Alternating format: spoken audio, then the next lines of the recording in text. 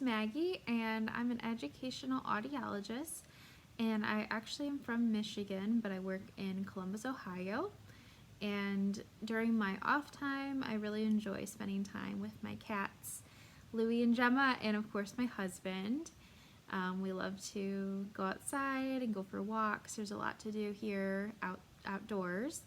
And a little background about myself. So I grew up in Fenton, Michigan, and then I went to college in Indiana at a place called St. Mary's College. It's that little all-girls school across the street from Notre Dame. And there I majored in communicative sciences and disorders, and I also majored in psychology. And during my time there, I ended up working as a work-study student at University of Michigan Mott Children's Hospital in their pediatric audiology department. And then after that, I went to Wayne State University for my doctorate in audiology degree. And during that time, I worked as a newborn hearing screener at a hospital in Detroit. And then for my externship, I was able to find a position here in Columbus at a private practice for the year. And then once I graduated last year, I worked at Nationwide Children's Hospital, and I worked at a place called the Educational Service Center. And at that place, I was an educational audiologist. So this year, I am now working as completely on my own as an independent contractor for educational audiology, and I also do newborn hearing screenings for babies that are primarily born at home. So that's a little bit about my background. I do not have any certifications at the moment, but I am looking into auditory verbal therapy certification because I do see some kids with cochlear implants, and that's the type of therapy that they do once they get their surgery. And I decided to become my own practice by trying out different job opportunities. So like I said, I worked last year in a hospital and for a company that contracted me out to 15 districts. And I kind of decided that I really liked the flexibility of working for myself and being able to charge what I wanted to charge. So yeah, I decided to become an audiologist actually as a high school senior. They had us do a senior exit presentation, and we were kind of researching all the different jobs, and I came across audiology, and I felt like that would be a really good fit for me. I do have someone in my family who has hearing loss, and I grew up kind of with him experiencing all of that. And so I did that for my presentation, and I followed through on my plan. I'm really, really excited to have found my place in audiology. I think like I said last year, I did work at a couple different places and did not feel like it was 100% the right fit for me personally. So now that I am, doing exactly what I want to do, it is really exciting, and it feels great having, a job that I love. It fits with my values and my goals, and I do love the variety of it.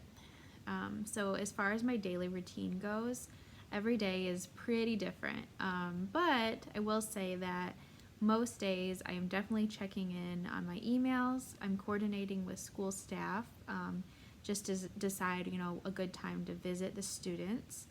I'm visiting students with hearing technology. I'm driving around a lot. I'm calling Phonak a lot. I'm ordering replacement parts for any type of technology that a child is using in the classroom. And I'm attending IEP and ETR meetings. I'm doing record reviews, which is essentially looking over hearing tests from the students and interpreting them for the school staff. And I'm providing those recommendations for classroom technology. I'm teaching the teachers how to use that technology. And sometimes I'm doing hearing screenings, especially for preschools and early intervention locations. The daily challenges that I face are definitely making sure that I can fit everyone in. The days are shorter because it's a school day, so school usually starts around 8 and gets out around 2:30. So I'm always racing the clock, making sure that I can, see everybody in the day. But just have to be organized.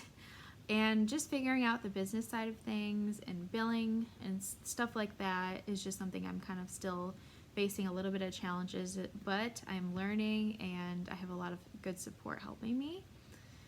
And my preferred population is children. I'm sure you could guess that. I just love their energy. I say that I'm kind of like a child still as far as not taking myself too seriously. I did work with adults in my externship, and I also worked with adults when I was in grad school, and I really enjoyed it, but I knew it wasn't for me because I just feel like I understand kids more, and that's okay. So if you love kids and you feel like you're drawn towards them, the world needs people like you. So another career that I probably would do if I had to switch would probably be something to do with social media, marketing, or blogging. I do have my own Instagram account, Dr. Maggie AUD, and I just have that because it's a fun kind of creative outlet for me. And the biggest challenge to getting where I am today was definitely just taking the risk of going off on my own. I think it's pretty scary at first because you don't really know. There's a lot of unknowns. And I didn't know a lot about business, but I was really fortunate to have really supportive family and friends who are always willing to help me. And also the whole audiology community. Via Facebook, I was able to connect with a lot of people that are doing similar things what I'm doing. And so it's been really nice to have just a lot of support, and I think the risk was definitely worth it. What I wish people knew about audiology is just how much variety there is. With this, degree that we have, you can do a lot of different things. You can work in a hospital, you can work in a clinic, you can work in an ENT office, you can work in the schools, you could work for the manufacturer, kind of more of a business role. And you can also work with people that have balance disorders. So there's a lot of things you can do, and that's why school, is kind of long, because it is a doctorate degree, but there really is that much to learn. So it's pretty cool. And I also kind of wish people knew that school isn't easy, but it is a really great learning experience, like I was saying. And it's really fun to have something that you are kind of an expert at and that you specialize in. So that's been, kind of fun to have that knowledge background now. I wish I knew that private practice can look different for everyone. I think in school I felt like we were taught that private practice was having your own office where you saw adults and sold hearing aids. And I'm slowly figuring out that it's actually more of whatever you want to do. So like I said, I'm an independent contractor. I work for 7 districts now, and I also do hearing screenings for newborns that are born at home. So you can really do whatever you want in private practice. So that is fun. And then advice for grad school. So I applied to all the ones in Michigan. Oh, sorry. This is gonna do the first question. So for grad school, I applied for all the ones in Michigan and a few in Ohio. I had a great experience at interview day, and that's kind of how I knew that I wanted to go to Wayne State. I felt like a lot of my values aligned with theirs, and they have a lot of diversity in the city, and they had a ton of hospitals, so I knew I would get a lot of clinical experience, and I wouldn't have to drive super far. So that was super nice. And then tips for getting into grad school. I would say the biggest tip I have is not to worry too much about your GPA and your scores. I think more making those connections with, your current professors and employers, and having those really great recommendations. I was able to get a really amazing recommendation from one of the people I worked with at University of Michigan when I was a work study student. And, you know, honestly, they brought that letter up in the interview and they said, wow, how do you know this person? And, you know, I explained it.